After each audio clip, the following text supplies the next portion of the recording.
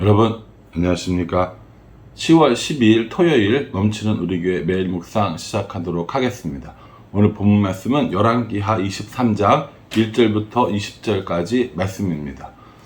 요시야가 왕이 됐어요. 요시야가 성전을 수리하라고 했는데 그 수리하면서 발견되어진 율법책을 받습니다. 그래서 그 율법책에 말씀대로 준행하며 살기로 했고, 하나님께서 심판은 멈추지 않겠지만 요시야 때는 이런 일이 일어나지 않겠노라 라고 이야기해 주셨습니다. 그런데 이 요시야가 이제 본격적인 종교 개혁을 이런 감행하는 것들을 보여주거든요. 오늘 본문이 그 본문입니다. 먼저 이 요시야는요, 사람들에게 율법책을 읽어주는 모습을 보여줍니다. 2절이 좀 길기는 한데 중간 잘라서 읽을게요.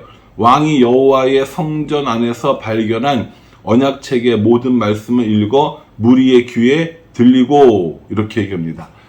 자기 혼자만 이 말씀을 독점하고 이게 하나님 말씀이야 이렇게 한 게 아니라 사람들을 다 모았어요. 장로들도 모으고 백성들도 모으고 거기서 하나님의 율법을 알려줍니다.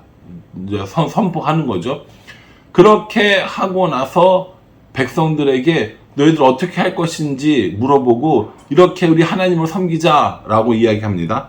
3절에 왕이 단 위에 서서 여호와 앞에서 언약을 세우되 마음을 다하고 뜻을 다하여 여호와께 순종하고 그의 계명과 법도와 율례를 지켜 이 책에 기록된 이 언약의 말씀을 이루게 하리라 하매 백성이 다 그 언약을 따르기로 하니라, 이렇게 얘기합니다.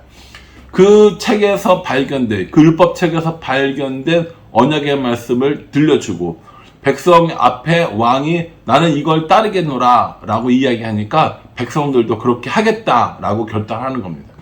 그러니까요, 이 요시야의 대부흥이 일어난 거예요.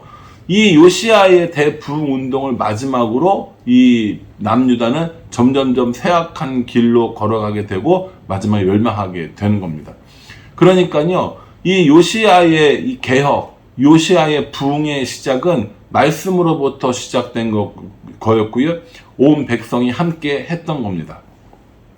요시야가 본격적으로 이제 이 전국에 있는 그 전국 단위의 왕 중심의 종교 개혁이 일어나게 되는데 어떤 일을 하냐면, 먼저 바알과 아세라, 하늘의 일월 성신을 위하여 만든 모든 그릇들을 불세웁니다.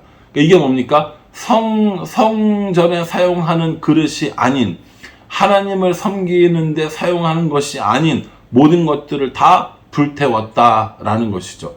그것은 우상을 섬기는 것이고 우상을 위해 만들어진 것이고 우상에게 바쳐진 것들이라는 거죠. 그래서 그런 것들을 다 태워버려요.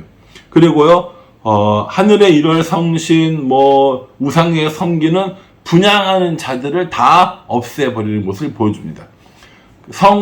우상을 섬기는 그 신전에 있는 기구들, 그리고 우상들을 섬기는 그 분향하는 제사장들도 다 죽였고요. 또 여호와의 성전에 근처에 있었던, 가운데 있었던 남창의 집을 헐었다라고 얘기합니다. 이건 뭐냐면 창기인데 남자 창기인 거예요. 종교적인 제의에 사용되어지는 남자 창기의 집도 다 헐었어요. 뿐만 아니라 산당도 남아 있었는데 그 산당까지도 다 헐어버리는 이러한 일을 이 요시야가 하게 되는 겁니다. 지금까지도 없었고 앞으로도 없을 전무후무한 종교의 대개혁이 지금 일어나고 있습니다. 백성들도 이 일에 동의했고요. 그리고 왕 중심으로 해서 아주 강력하게 모든 것이 사라지는 것을 볼 수 있습니다. 이 요시야가 그 없앴던 그런 그 우상들의 이름은요, 우리가 너무 잘 알고 있는 겁니다. 바알이 있고요, 아세라가 있고요. 또요, 13절 이하에 보면 아스다롯, 그리고 그모스, 그리고 밀곰, 이런 것들요. 이 모든 것들이 다 제거 대상이었다라는 겁니다. 그래 보십시오. 바알과 아세라, 그리고 아스다롯, 그모스, 밀곰, 그리고 하늘의 일월 성신 등등등, 우리가 지금까지 살펴보고 들어보고 했던 모든 우상들이 다 제거되는 시기가 바로 이 요시야 왕의 종교 개혁의 시대였다, 라고 하는 것을 볼 수 있습니다. 뿐만 아니에요.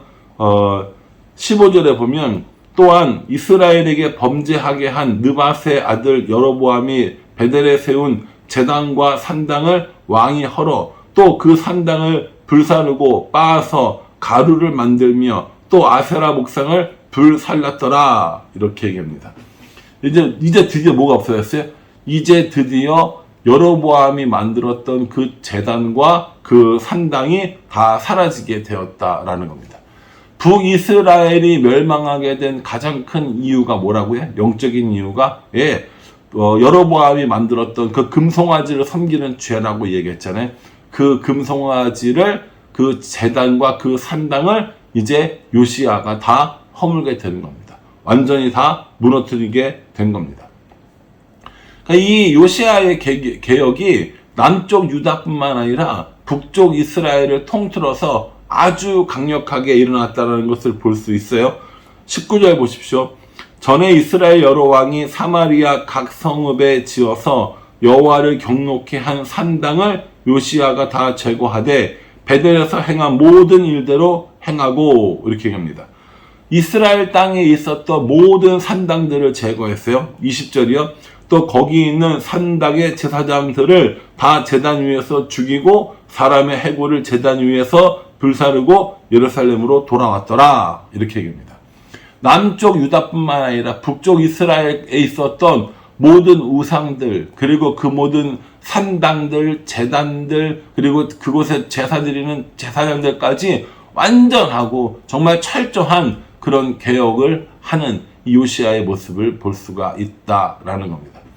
이전에 있었던 여러 왕들이 뭐 이렇게 하고 저렇게 했는데 결국 산당은 제하여 버리지 못하고 혹은 여로보암의 죄를 따르고 이런 일들이 많았는데 이제 비로소 이 요시야를 통하여서 아주 대대적인 이런 개혁이 일어난 모습을 볼 수 있습니다.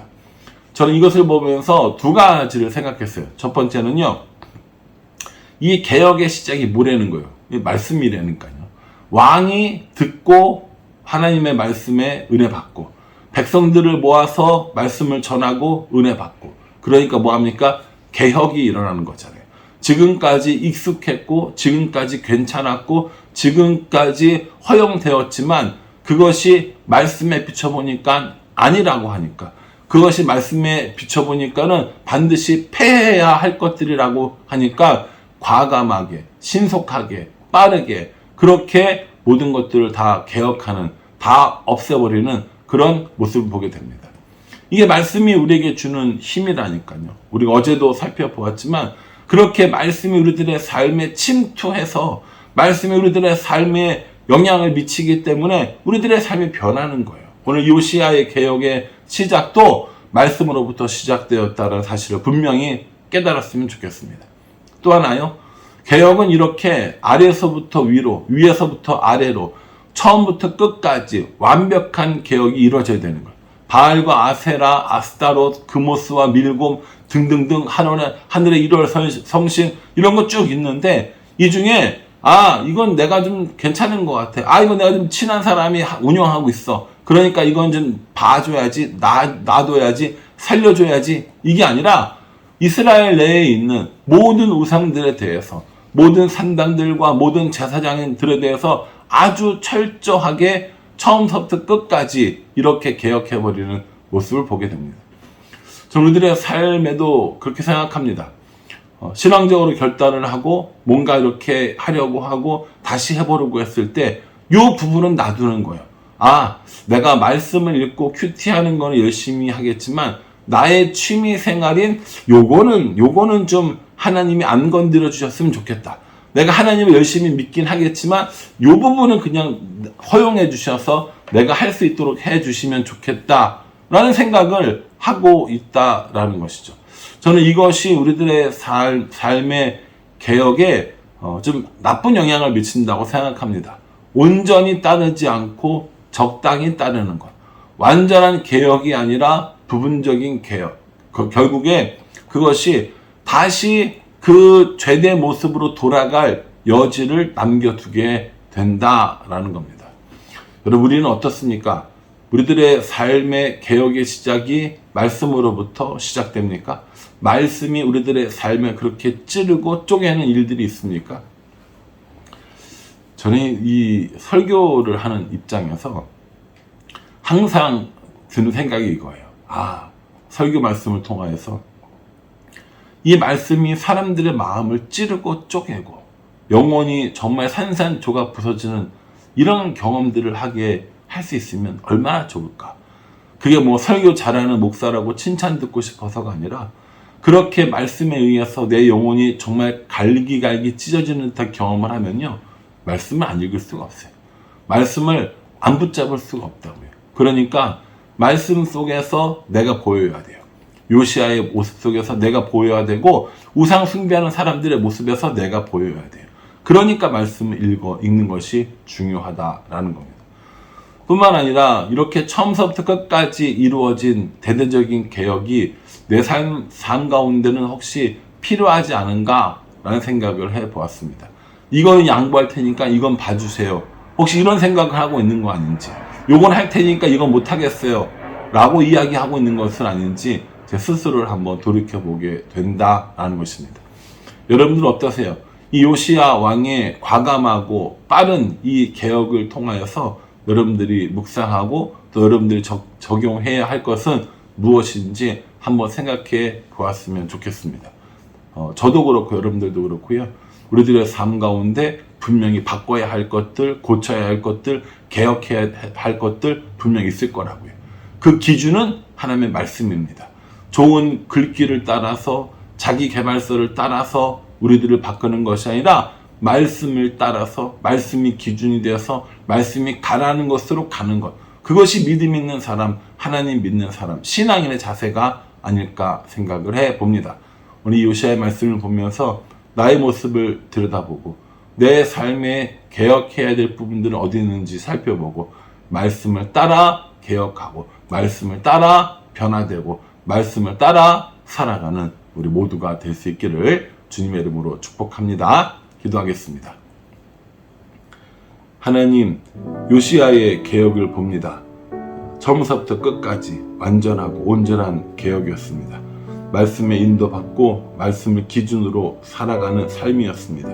우리도 요시아처럼 그렇게 말씀을 따라 말씀으로 고쳐짐 받고 말씀으로 내 삶이 개혁되어지는 그런 은혜가 있도록 하나님 도와주시옵소서. 예수님의 이름으로 기도합니다. 아멘. 여러분 이 말씀 기억하시면서요, 말씀 읽고 말씀 묵상하는 일에 더 열심히 해주시기를 부탁을 드리고요. 그리고 그 말씀을 따라서 살아가는 우리 모두 오늘 하루가 되어질 수 있기를 간절한 마음으로 기도하겠습니다. 감사합니다.